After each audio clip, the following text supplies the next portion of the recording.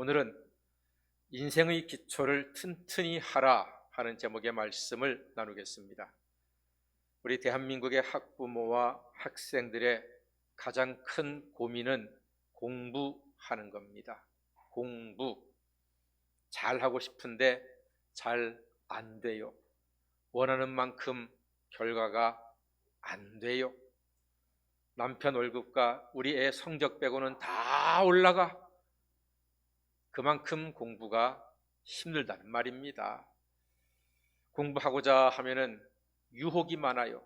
스마트폰, 이게 엄청난 유혹이고 방해입니다. 왜요? 스마트폰이 너무 재미있거든. 그 속에 온 세상의 모든 게 다 들어있습니다. 그러니 공부하는 것보다 10배나 재미있는 스마트폰 갖고 노는 것 때문에 공부에 방해가 많이 됩니다. 공부라는 게 우리가 해봐서 알잖아요. 어느 날 갑자기 고3 때 한두 달 죽어라고 한다고 1등, 2등 되는 게 아닙니다. 공부는 그렇게 절대로 되지가 않습니다. 초등학교 때부터, 아니 요즘은 유치원 때부터예요. 초등학교 거치고 중학교 1, 2, 3학년, 고등학교 1, 2학년 거치면서 때로는 힘들고 방황도 하지만 학교 잘 다니고 학원도 다니고 인강도 듣고 정말 필요할 때는 과외도 하고 그러면서 힘들게 쌓여서 이게 기초가 튼튼해지면은 나중에 고3 때 성적이 원하는 만큼 나올 수 있다 이겁니다. 어릴 때부터 잘해서 꾸준히 해서 기초를 튼튼히 할 때에 원하는 성적을 거둘 수 있다. 기초가 튼튼해야 된단 말입니다. 건강도 마찬가지입니다. 어느 날 갑자기 건강이 확 좋아지고 확 나빠지고 이런 거는 없습니다. 그런 법은 세상에 없습니다. 어떤 분이 몸이 갑자기 안 좋아서 병원 갔더니 심장병이 생겼다. 그런 일은 결코 없습니다. 오랫동안, 길게는 수십 년 동안 누적이 되어서 몸에 병이 생깁니다. 스트레스를 받고 그걸 풀지를 못하고 과로하고 음식은 또 막 한번 먹으면 배 터지게 잡수시고 또 열받으면 술도 많이 드시고 운동은 또 하지 않고 잠도 제대로 못 자고 이러면서 기초 체력이 점점 떨어지면서 면역력이 약해지니까 그만 어느 날 갑자기 병이 덜컥 생기다가 그게 탁 드러나게 된단 말입니다. 건강이 중요해요. 건강이 정말로 중요해요. 체력은 영력입니다. 나라에서는 체력은 국력이라 그러죠. 교회에서는 다 같이 체력은 영력이다. 목사 세계에서는 특별히 그래요. 목사만 그럽니까? 몸이 아프면 아무것도 못해요. 여러분이 돈이 다발로 있어도 지식이 정말로 차고 넘쳐도 하고 싶은 의지가 아무리 많아도 건강이 안 되면요 아무것도 못해요. 할 수가 없어요. 이렇게 오늘 이 더운 날씨 많은 분들 오셨는데 앉아서 예배 드리는 것이 하나님의 큰 은혜요 축복이요 선물인 줄 믿습니다. 다리가 아프면요 계단을 걷지를 올라오지를 못해요. 허리가 아프면 앉아서 예배를 드릴 수가 없어요. 속이 뒤집어지면은 설교 말씀이 귀에 들어오지를 않아요. 머릿속이 윙윙거리면은 찬송이 뭐고 말씀이 뭐고 전혀 집중이 안 돼요. 그런데 이렇게 편안한 얼굴로 하나님 말씀에 집중해서 예배할 수 있는 것은 하나님의 큰 은혜요 선물인 줄로 믿고 감사하시기를 바랍니다. 여러분들은 복받은 사람들이에요. 우리가 건강을 잘 관리해야 됩니다. 성령께서 거하시는 내 몸, 이 몸의 육체 성전을 하나님의 영광을 위해서 지혜롭게 잘 관리하시는 하나님의 사람 되시기를 바랍니다. 좋은 약도 먹고 병원도 가야 하지만 그러나 우리가 반드시 지켜야 할 것 3가지. 첫 번째, 하루 6시간 이상 숙면할 것 반드시 그러셔야 된답니다. 식사는 두 끼는 왕처럼 한 끼는 거지처럼. 두 끼는 잘 잡수시래요. 그러나 한 끼는 거지처럼. 거지는 없으면 굶잖아요. 어떨 때는 물만 먹잖아요. 재수 좋으면 컵라면 하나 먹잖아요. 그런 식으로 한 끼는 거지처럼 먹으래요. 세 끼 다 왕처럼 먹으면요, 이렇게 되고 혈압에 당뇨에 감당 못하게 되는 겁니다. 제 얘기가 아니라 아주 저명한 의사 선생님의 말씀에서 제가 배운 거 지금 말씀드리는 거예요. 마지막으로 세 번째, 하루 1시간은 걸어라. 빨리 걸어도 좋고 천천히 걸어도 좋답니다. 산에 가도 좋고 개천을 걸어도 좋답니다. 그냥 1시간만 그냥 아무 생각 없이 땀 좀 나더라도 노래 들으면서 찬송하면서 유튜브 들으면서 1시간만 걸으라는 겁니다. 이 세 가지만 지키잖아요. 그러면은 육체의 기초가 튼튼해져서 면역력이 좋아지니까 웬만한 병균 들어와도 다 이기고 건강하게 예배드리며 하나님 주신 사명을 잘 감당하는 우리 모두가 되기를 간절히 소망합니다. 기초가 튼튼해야 된다니까요. 교회에서 담임 목사를 청빙할 때 선호하는 목사가 있습니다. 은근히 목사의 아들을 선호합니다. 담임 목사로. 왜냐하면 목사 아들은 교회의 모든 것을 어릴 때처럼 다 체험했거든요. 영야부, 초등부, 중고등부, 청년부 거치면서 교사도 하고 성가대원도 하고 여러 가지 일을 다 듣고 봤어요. 그러니까 교회를 잘 알아요. 아버지 목회의 장단점을 보고 커서 목회의 기초가 튼튼하단 말입니다. 그래서 많은 교회들이 기왕이면은 목사 아들을 담임 목사로 청빙한단 말입니다. 제가 봐도 우리 주변에 목사님들이 많잖아요. 목회를 잘한다 싶은 목사님들 보면은 거의 90%는 목사님의 아들이더라고요. 그래서 이렇구나.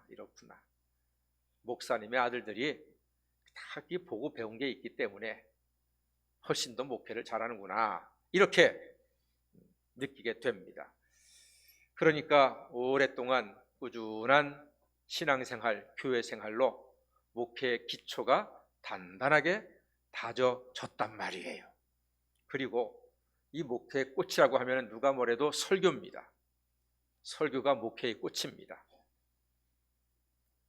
설교는 하루아침에 이루어지는 게 아닙니다. 무슨 세미나 일주일 갔다 왔다고 해서 갑자기 설교가 막 은혜 충만하고 기쁨이 충만하고 그런 설교는 없습니다.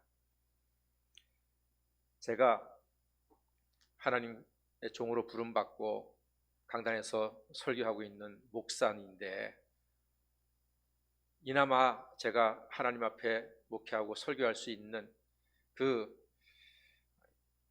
뿌리가 있더라고요. 저에게는. 제가 공고 3년을 다녔습니다. 근데 공고 3년을 다니면서 재미가 없었어요. 공고 공부하고 저하고 너무나 안 맞는 거예요. 그러나 들어갔어요. 그때는 전자공고하면은 그래도 꽤 유명했거든요. 근데 안 맞아요. 재미가 없고 학교를 그만둘 수도 없고 그만둘 용기도 없고 마음을 둘 데가 없는 거예요. 그 어디다 마음을 두었는 거 아니? 책을 읽어야 되겠다. 그래서 공고생이 도서반 서클에 들어갔습니다. 근데 도서반 서클 들어가려고 했더니 선배들이 반에서 60명 중에서 18등 안에 들어야지만 받아준다는 거예요. 그래서 18등 안에만 든다고 하니까 그냥 억지로 공부해서 그 등수만 맞춰서 안에 들고 나머지는 책만 읽었습니다.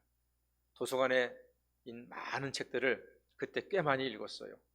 우리가 귀로만 듣고 책에서만 보던, 제목만 보던 유명한 책들 그때 다 읽어봤습니다. 재미있더라고요. 읽으면서 감상을 써놓기도 하고 느낌을 쓰기도 하고 수필도 쓰고 시도 쓰고 읽고 쓰고 하면서 그때 고등학교 3학년 동안에 책을 읽고 썼고 했던 것들이 제가 사회를 보고 사람을 보고 또 하나님을 보는데 어떤 많은 양분이 되었던 것 같아요. 저는 공고 3년을 제 인생의 암흑기라고 생각을 했었는데 제가 목회를 하면서 그때가 암흑기가 아니었구나, 준비기였구나, 하나님께서 목회를 할 수 있도록 준비시켜 주셨구나, 그때 깨닫게 되었습니다. 그리고 공고를 다니면서 또 준비가 됐던 게 친구들을 잘 사귀었거든요. 유도부, 그 다음에 또 공고생들 중에 싸움 잘하는 친구들이 많습니다. 근데 제가 그런 친구들이 많아요. 그러니까 제가 싸움을 잘해서 그 친구들을 사귄 게 아니라 그 친구들이 저를 만나서 부드러워지더라고요. 그래서 대화하고 이야기하고 하면서 같이 밥 사 먹고 그러면서 그런 친구들과 다른 친구들은 싫어해요. 무서워하고. 그런 친구들과 저는 대화하면서 친구가 되고 그러면서 사람들과 교제하는 법, 대화하는 법도 배우게 되고, 그래서 이 목회하는데 사람들과의 교제, 또 책을 통해서 세상을 보는 것, 느끼는 것, 이런 것들이 저에게는 목회하는데 정말로 큰 힘이 지금까지 되고 있습니다. 거기에다가 목회하면서 우리 성도님들이 저를 위해서 기도해 주시고 사랑해 주시는 그것이 목회에 큰 힘이 되고 양분이 됩니다. 제가 더 잘 할 수 있도록 기도해 주시기를 부탁드리겠습니다. 지혜로운 분들은 목사를 위해서 기도합니다. 목사가 은혜 충만하고 성령 충만해서 설교를 잘하면 그 은혜를 누가 받습니까? 여러분이 받는 거예요. 그러니까 저를 위한 기도는 누구를 위한 기도다? 여러분 자신을 위한 기도인 줄로 믿고 저를 위해서 기도 많이 해주셔서 제가 영육이 강건하고 영적으로도 신령해서 목회 잘하고 하나님 말씀을 잘 전파함으로써 우리 모두가 그 은혜를 함께 풍성히 먹고 나누고 누리게 되기를 간절히 소망합니다. 사도 바울의 사역은 참 놀랍습니다. 사도 바울, 신약에 나오는 13 교회를 개척을 하고 목회를 했습니다. 우리가 알고 있는 로마서, 고린도 전후서, 갈라디아서, 에베소, 빌립보서, 골로새서, 데살로니가 전후서, 이 모든 성경책들은 사도 바울이 개척을 하고 목회했던 교회들입니다. 아마 인류 역사상 앞으로 전무후무할 그러한 부흥의 역사를 이루었던 분이 사도 바울입니다. 그가 그렇게 이적을 일으키고 전도를 잘하고 교회를 부흥시키고 하나님께 귀하게 쓰임 받았습니다. 그런데 그는 늘 위험에 처해 있었습니다. 강의 위험, 바다의 위험, 유대인의 위험, 도적대의 위험, 로마의 위험, 질병의 위험까지. 사도 바울이 아주 몹쓸 병에 고생 많이 했어요. 간질, 머리에 신경에 뭐가 반짝하면은요 온몸에 발작을 이렇게 있죠. 눈 돌아가고 입이 돌아가고 막 거품 흘리고 온몸이 부들부들 떨리고, 그러면 깨어나면 자기가 뭐 했는지도 모르는 간질. 사도 바울이 간질병 환자였고요. 그 다음에 눈, 안질 환자였습니다. 고생 많이 했습니다. 얼마나 힘들고 아팠으면은 주님, 저에게서 육체 가시를 좀 빼주십시오라고 기도했습니다. 가시를 좀 빼주세요. 그때 주님께서 뭐라고 합니까? 내 은혜가 내게 족하도다. 네가 약한 데서 온전하여진다 그랬습니다.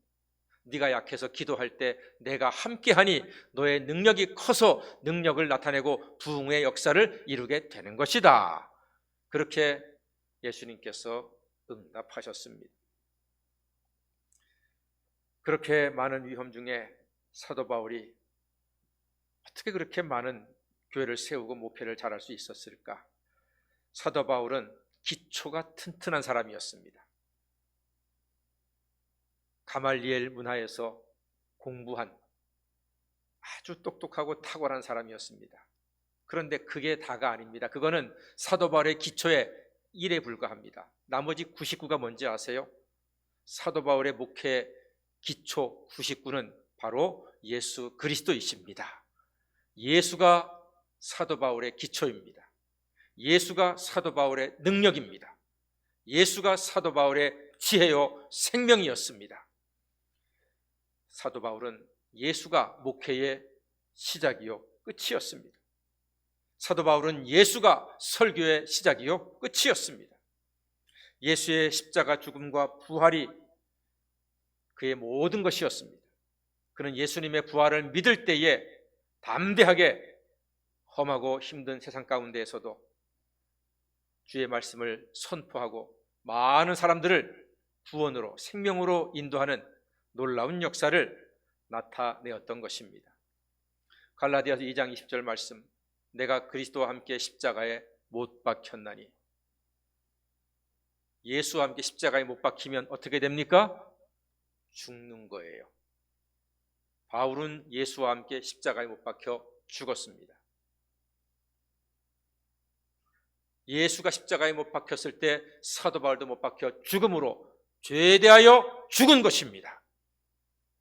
죄에 대하여 죽었기 때문에 그는 더 이상 죄에게 종노릇하지 않습니다. 사람에게 종노릇하지 않습니다. 오직 주님만이 주인이시고 주님만이 나의 생명이시고 나의 능력이심을 그는 믿음으로 고백했습니다. 그러므로 내가 육체 가운데 사는 것은 나를 사랑하사 나를 위하여 자기 몸을 버리신 하나님의 아들을 믿는 믿음 안에서 사는 것이라고 고백을 했습니다. 우리도 마찬가지입니다. 우리도 예수님이 십자가에서 죽으셨을 때 사도 바울처럼 그 십자가에 못 박혀 죽음으로 죄에 대하여 죽었습니다.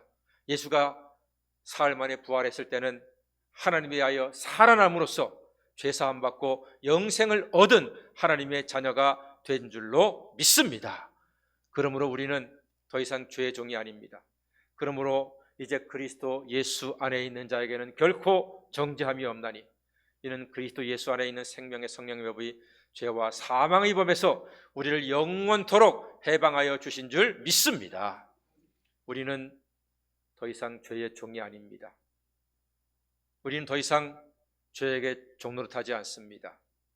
예수를 모를 때는 죄가 우리한테 동무하자고 하고 친구하자고 하고 같이 놀자고 하지만 이제 우리는 예수와 함께 십자가에 죽으셨다 다시 살아났기에 더 이상 죄와는 관계가 없는, 죄와 아무 상관이 없는, 죽음과는 관계가 없는 부활하신 예수와 함께 살고 부활하신 예수와 함께 영생을 누리는 하나님의 자녀가 된 줄로 믿습니다. 이것이 우리의 믿음의 기초가 되어야 합니다. 예수 안에서 우리는 오늘 본문 2절을 참으로 좋아합니다. 우리 2절 말씀 다 같이 한번 읽어볼까요?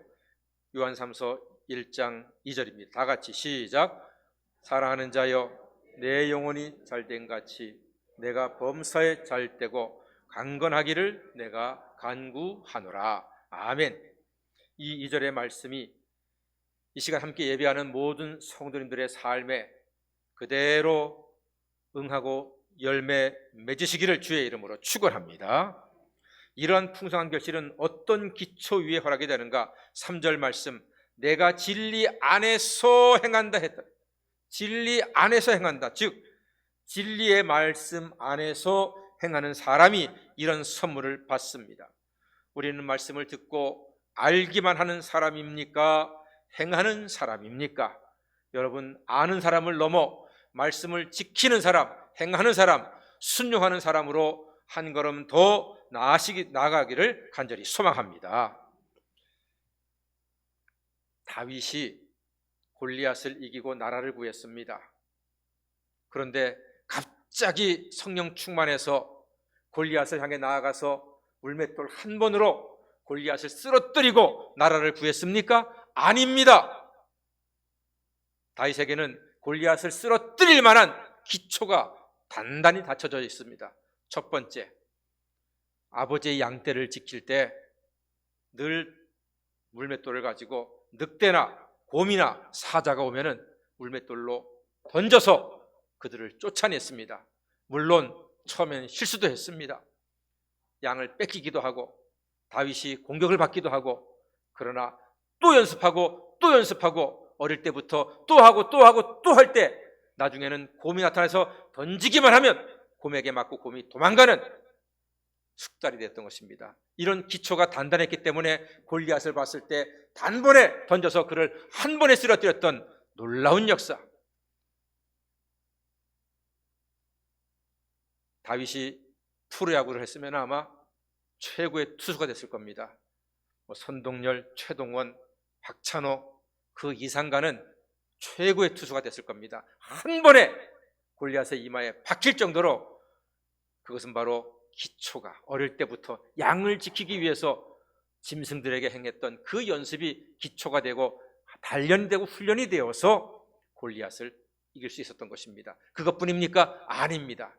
평소에 하나님을 믿는 다윗은 하나님을 찬양하며 주의 말씀을 묵상했습니다. 그가 시편에서 고백하지요. 복 있는 사람은 여호와 율법을 즐거워하여 그 율법을 주야로 묵상하는 자로다. 저는 시냇가에 심은 나무가 시들을 쫓아 과실을 맺으며 그 잎사귀가 마르지 아니함 같이 그 행사가 다 형통하리로다.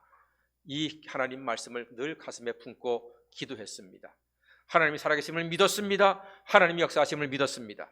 그래서 골리앗을 보고 나아갈 때에 너는 칼과 단창으로 내게 나오거니와 나는 만군의 하나님 여호와의 이름으로 너에게 나아간다. 하나님께서 너를 쓰러뜨려서 온 세상에 여호와가 하나님이신 것을, 하나님이 살아계신 것을 증거하게 하겠노라 하고 나아가서 던졌을 때에, 그 믿음으로 나아갔을 때에 골리앗을 이길 수가 있었던 것입니다. 다윗이 말씀의 기초, 믿음의 기초, 그리고 짐승을 물리쳤던 그 연습의 기초들이 단단했었기 때문에 골리앗을 이기고 나라를 구하는 큰 일을 감당할 수가 있었습니다. 사랑하는 성도 여러분, 말씀의 기초가 튼튼한 사람이 승리하고 형통하게 될 줄로 믿습니다. 내 영혼이 잘 되고 범사가 잘 되고 강건한 은혜는 하나님 말씀을 사모하고 그 말씀의 기초가 튼튼한 사람에게 주시는 하나님의 은혜의 선물인 것입니다. 오늘 저는 조금 전에 육신의 건강을 위한 3가지를 말씀드렸습니다. 6시간 숙면, 왕같은 두 끼, 거지 같은 한 끼, 하루 1시간 걷기를 말씀을 드렸습니다. 이에 비유해서 이번에는 영의 건강을 위한 3가지 기초를 다시 한번 말씀드리겠습니다. 첫 번째, 신앙의 가장 중요한 기초인 예배의 자리를 끝까지 지키는 사람을 하나님은 축복하시고 예배자 때문에 그의 나라도, 그의 교회도, 그의 가정도 지켜주실 줄 믿습니다. 오늘 예배드리는 여러분들을 하나님이 기뻐하셔서 여러분들로 말미암아 이 나라가 복을 받고 교회가 복을 받고 여러분의 가정과 가문이 복을 받는 큰 은혜가 있을 줄 믿습니다. 두 번째, 신앙의 기초인 진리의 말씀을 사랑하고 순종하는 사람에게 영혼이 잘 되고 범사가 잘 되고 강건한 복을 허락해 주실 것입니다. 주의 말씀을 들으실 때 귀를 쫑긋하고 눈을 반짝반짝 뜨시고 저 말씀이 나에게 어떤 의미가 있을까? 오늘 어떤 말씀을 내 마음에 주실까?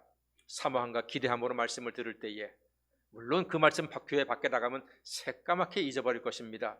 그러나 아멘으로 받을 때에, 아멘으로 받는 그 순간 그 말씀의 능력이 우리 삶의 힘이 되고 우리가 앞으로 형통하게 될 큰 양분이 될 줄로 믿습니다. 세 번째, 예수의 십자가와 부활은 사도 바울과 다윗뿐만이 아니라 우리에게도 믿음의 반석과도 같은 기초가 되는 것입니다. 이번에 홍수날 때 보니까 세상에 산이 무너지고 둑이 터지고 그래서 지하도가 잠기고 논밭이 잠기고 집이 무너지고 애꿎은 소중한 사람들이 50명 이상이 홍수 때문에 목숨을 잃었습니다. 하나같이 반석이 약한 곳이었습니다. 여러분, 기초의 반석이 튼튼하면은 세파가 몰아와도 넘어지지 않습니다. 힘들고 어려운 시대에 우리가 지내고 있습니다. 경제도 어렵다고 하고 날씨도 보통 날씨가 아닙니다. 비가 왔다고 하면은 장난이 아닙니다. 1시간만 내리면은 사람이 죽는 시대가 지금 되어버리고 말았습니다. 힘듭니다. 모두 다 괴롭습니다. 그러나 여러분, 우리가 예배드리고 말씀을 사랑하고 그리고 그리스도 예수가 나의 반석이 될 때에 우리는 이 모든 시험과 위험으로부터 보호하심을 받고 승리하게 될 줄로 믿습니다. 부활하신 예수 그리스도의 능력으로 우리 모두는 반드시 이기게 될 것입니다. 다 같이 예수 능력 내 능력, 예수 부활 내 부활, 예수 생명 내 생명. 감사합니다. 이 더운 여름날 예배와 말씀의 기초 위에서 시원한 가을바람 같은 예수님의 부활의 은혜와 능력으로 형통한 삶을 살아가시는 우리 모두가 되기를 주의 이름으로 간절히 축원합니다. 아멘. 기도하겠습니다. 사랑의 주님, 신앙의 기초인 예배와 말씀을 사랑하고 반석이신 예수 안에서 예수의 이름으로 더위도 홍수도 세상도 이기는 우리 모두가 되게 하여 주시옵소서. 예수님의 이름으로 기도드립니다. 아멘.